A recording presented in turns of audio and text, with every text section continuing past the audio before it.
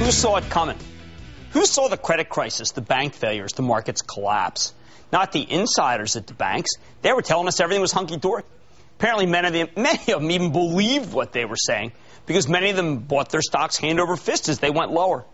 There are a lot of people, there are a lot of reasons why people miss the financial apocalypse. Misleading financial statements, tough to penetrate them. Dishonest executives, difficult to out them. A false sense that it's better to own stocks as an investor and lose money than it is to sell them and save yourself a fortune, but be considered a speculator or worse, a trader. But not on this show. We don't care what you cost, as long as we're helping you try to make money and preserve what you have. We did see it coming. I told you to prepare for financial Armageddon. I actually used that word. It's not because I was better or smarter than the guys who didn't see it coming. And that was most of the financial industry, along with the Federal Reserve, the Bush administration, and Congress. The fact is, I saw it coming because I have great sources.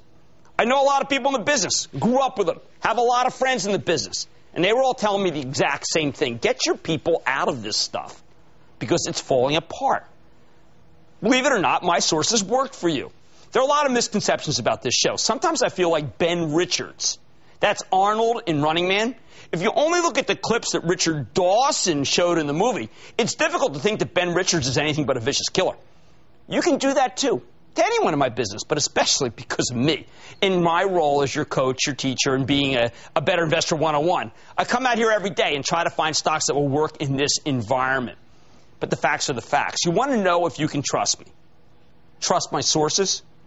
How about looking at the whole record rather than the pastiche, the parlor game of clips? Remember, I was screaming about impending financial Armageddon as far back as August of 2007. You want to know what me and my sources did for you? Take a look at this. This is from July 8th of 2008.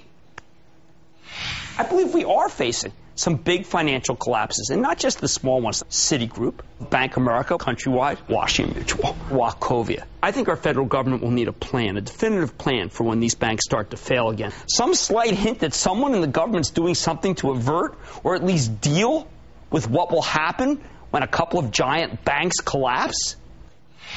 That was about 8 months ago. I said I was worried about the potential collapse of some of these banks because I wanted you out of them. That I was concerned about their viability because I wanted you out of them. How have they done since? Citigroup down 83%, Bank of America down 70%, Washington Mutual. I said I was concerned about its viability. Turned out not to be viable. Largest bank failure in U.S. history. Wachovia, as of its last day of trading before the Wells Fargo acquisition closed, the stock was off 64%.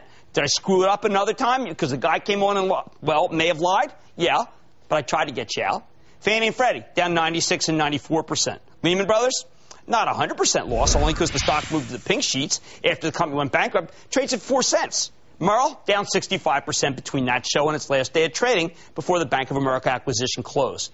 I saw the losses coming, tried to get you out. If you listen to me, you got out. Was I a shill for the banking industry? Could anyone have been less of a shill? More from the same show. The Fed did get on the stick later, but it's no longer in control of this bank situation. The die is cast. And now I think the real bank failures are around the corner. For things to get better, we need to start hearing from the Feds. Because I'm afraid, I think the street's afraid, that they have no plan. Just like they had no plan when this whole mess started. They had no plan. It took them to now 8 months for a coordinated federal effort to deal with this problem. A problem that I started screaming about in August of 2007. Not only did I predict the problem, I created a stress index, a group of stocks that would track the severity of the crisis. Back on August 3rd, I started a stress index with 12 stocks, roughly representing the home builders, the brokers, and the banks. On August 3rd, it started at 100. The Mad Money Stress Index is now at 20. On July 8th of 2008, my stress index created on August 3rd of 2007 was down 80%. From 100 to 20. I said it would get worse. It did. Now the stress index made of banks, brokers, and home builders is at 4.5, down 77% since that clip and down 95.5% since the inception. Why did I create it? Well, perhaps it was to warn you. But we didn't know this was coming and decided to keep silent. We were in league with the scoundrels we outed. We told you to buy this. Is that what you think? We shouted and screamed, but no one in power would listen until the financial apocalypse was already upon us. But, of course, now we're trashed. Take a look at me from August 1st of last year, about 7 months ago, talking about who knew and who was in denial. I don't understand how we can treat the Federal Reserve as some kind of sacred institution and act like Bernanke is the guy with all the answers, when he really was the guy with all the textbooks, head buried in the sand, totally ignorant of the crisis that was coming, and that only he had the power to avert. No one holds the Federal Reserve accountable. I think we should have started holding the Fed's collective feet to the fire ages ago, and we'd better start doing it sometime soon. Bernanke's come a long way. He's figured out that we're in dire straits, and at the moment he's probably the person in government I trust most to make things better. Why go through the record? I'm not trying to boast. Remember, my point with all this is my sources turned out to be terrific. They were the ones who said to stockpile the canned food and the ammo because the end of the Western financial world was on its way. I shared that with you. They got it right. You got it right. They nailed it. We got it right. These people are the reason I was telling you to get out to sell before everyone and everything fell to pieces. Now you have to know that the same people, my sources, are now saying the opposite.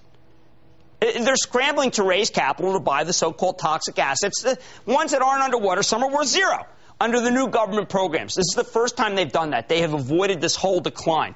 The bottom line, at the end of the day, I come out here with my experience and my sources, and I do screw up, but I do try to give you the best advice possible to help coach you into being the best possible manager of your money. Now, the same people who helped me tell you to get out, are trying to get in and do some buying. And I think they're right. After the break, try to make you some money.